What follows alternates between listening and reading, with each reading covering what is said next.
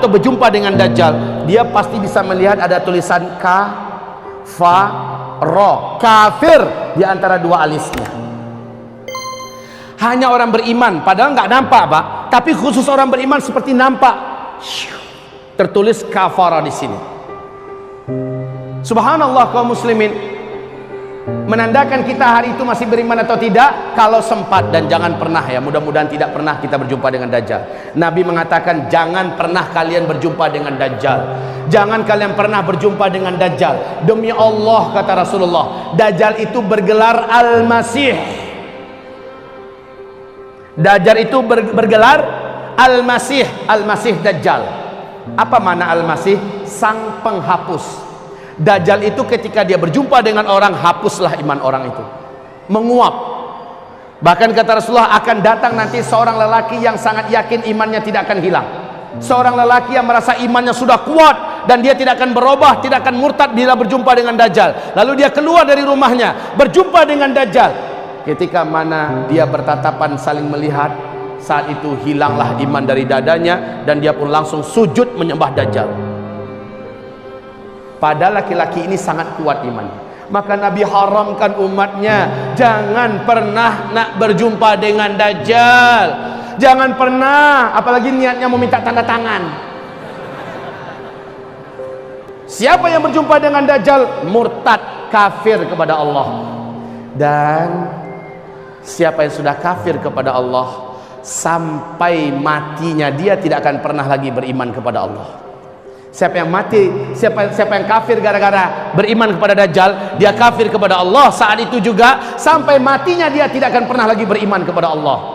Dajjal memiliki kemampuan sihir yang teramat sangat kuat dan dahsyat, sehingga seluruh dukun-dukun ahli-ahli sihir terhebat di muka bumi akan sujud menuhankan Dajjal. Seluruh pemimpin-pemimpin dunia akan sujud menyembah Dajjal. La haula wala quwata illa billahil aliyil azim.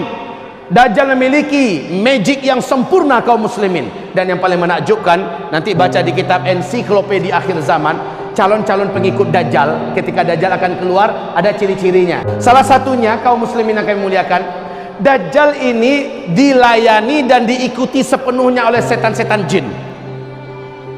Coba bayangkan, iblis yang mempunyai bala tentara dari setan-setan yang tidak terkira banyak di jumlahnya di muka bumi ini, bersatu berpihak dengan Dajjal. Maka merekalah yang akan membuat makar seolah-olah Dajjal betul-betul Tuhan asli, betul-betul Dajjal itu Tuhan yang asli.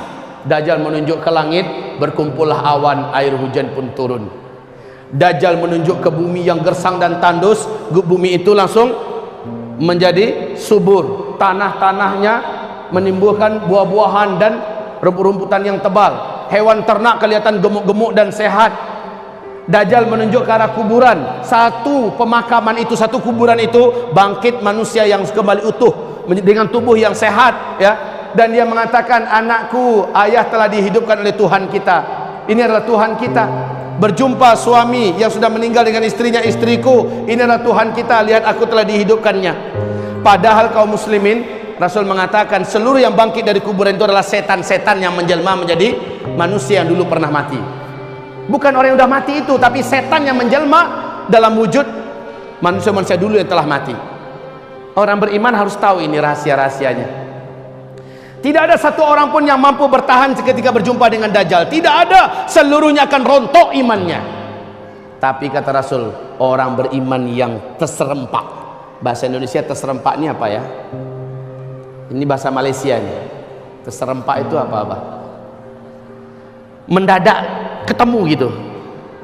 Dia sudah berusaha menghindar dan dia nggak tahu kalau Dajjal sudah sampai ke kotanya, lalu mendadak ketemu, kepergok. Ya sudah, pokoknya ketemu gitulah, tanpa direncanakannya. Kata Rasulullah, wajib ketika itu membaca surat Al-Kahfi di depannya. Bacalah 10 ayat pertama atau 10 ayat terakhir, jangan lepaskan bacaan itu, ya. Teruslah baca sampai dia betul-betul sudah lepas dari Dajjal. tutup mata, tundukkan wajah, bacalah surah Al-Kahfi. Alhamdulillahilladzi anzala ala abdihil kitab. Terus baca sampai ayat ke-10, ulang balik baca. Sampai ke-10, ulang balik baca. Betul-betul baru berhenti setelah dia buka mata sudah nggak ada siapa-siapa, selesai. Tapi kalau nggak hafal ini, nah ini yang bahayanya. Pas ketemu Dajjal baru cari Quran. Nggak masanya lagi cari Quran. Tunggu om, cari Quran dulu. Habis nih. Makanya diperintahkan menghafal surat Al-Kahfi.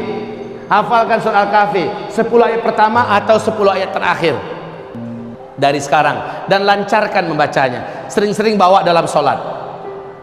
Baik, Dajjal ini kata Rasulullah, ketika dia muncul, seluruh kota-kota di muka bumi akan dimasukinya, dan dia tidak akan memasuki perkampungan, dusun-dusun, lembah-lembah. Dia tidak akan masuk ke daerah yang sedikit manusianya. Di mana manusia yang banyak, Dajjal akan sampai ke situ. Saat Dajjal sampai di situ, magicnya dan kekuatan sihirnya langsung menyebar, sehingga para wanita-wanita pada umumnya kata Rasulullah seperti tertarik untuk keluar dari rumah ingin berjumpa dengan Dajjal. Maka sabda Rasulullah SAW, bila kamu dengar Dajjal sudah sampai ke kota kamu, carilah istri-istri kamu, bawa ke rumah, ikat dia di dalam rumah.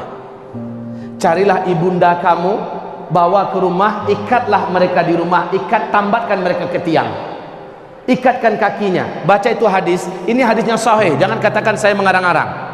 Ensiklopedia akhir zaman, Nabi perintahkan, kalau kamu dengar Dajjal sudah sampai masuk ke kota kamu, segera kamu kumpulkan istrimu, anak-anak gadismu, emak-emak kamu, karena yang paling banyak terkena kekuatan sihirnya Dajjal adalah kaum wanita. Ikatkan mereka di rumah-rumah kamu, tambatkan kaki mereka ke tiang-tiang rumah agar mereka tidak keluar. Saking kuatnya, Pak. Bagaimana kalau seandainya iman kita sendiri lemah? Ya udah, dengan bapak-bapak ke bawah, bawa bini, bawa anak, ayo nah.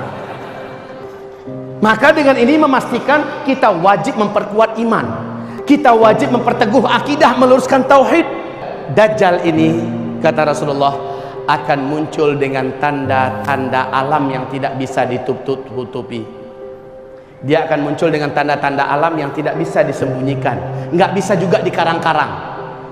Di dalam hadis sahih Muslim, Tamim Ad-Dari bercerita pertemuannya dengan seorang lelaki bertubuh gumpal, terikat dengan rantai yang besar kakinya, dan rantai itu menghubungi kedua tangannya, terikat di dua tangannya, dan juga rantai itu menghubungi lehernya, terikat lehernya, tergeletak di lantai di sebuah pulau di Laut Yaman, dalam salah satu kuil tua.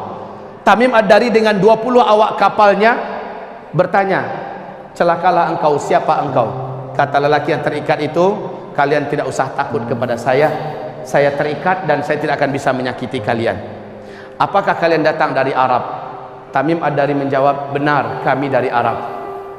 Sudah lama saya menanti-nanti orang Arab masuk ke pulau ini. Saya mau mendengarkan perkembangan dunia terkini seperti apa. Dia bertanya, apakah sudah muncul seorang lelaki di Arab? Dia adalah orang ummi, ngaku-ngaku sebagai nabi, namanya Ahmad. Udah keluar belum? Maka dijawab oleh Tamim Ad-Dari, sudah. Oh, sebentar lagi. Kalau begitu sebentar lagi. Kalian beriman gak dengannya?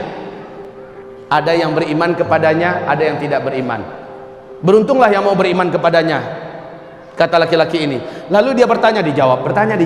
Pertanyaan berikut ini yang penting, Pak. Dia bertanya tentang buah kurma di kebun kurma Baisan. Tamim Ad-Dari mengatakan, apanya yang ingin kamu tanyakan? Laki-laki yang terikat itu berkata, sekarang masih berbuah enggak? Sekarang buahnya banyak, lebat. Tidak lama lagi buahnya akan berakhir. Itu adalah tanda-tanda saya akan lepas. Lalu dia bertanya lagi tentang Danau Tiberias. Danau Tiberias, apanya yang ingin kau tanyakan? Kata Tamim Ad-Dari, apakah masih ada airnya sekarang?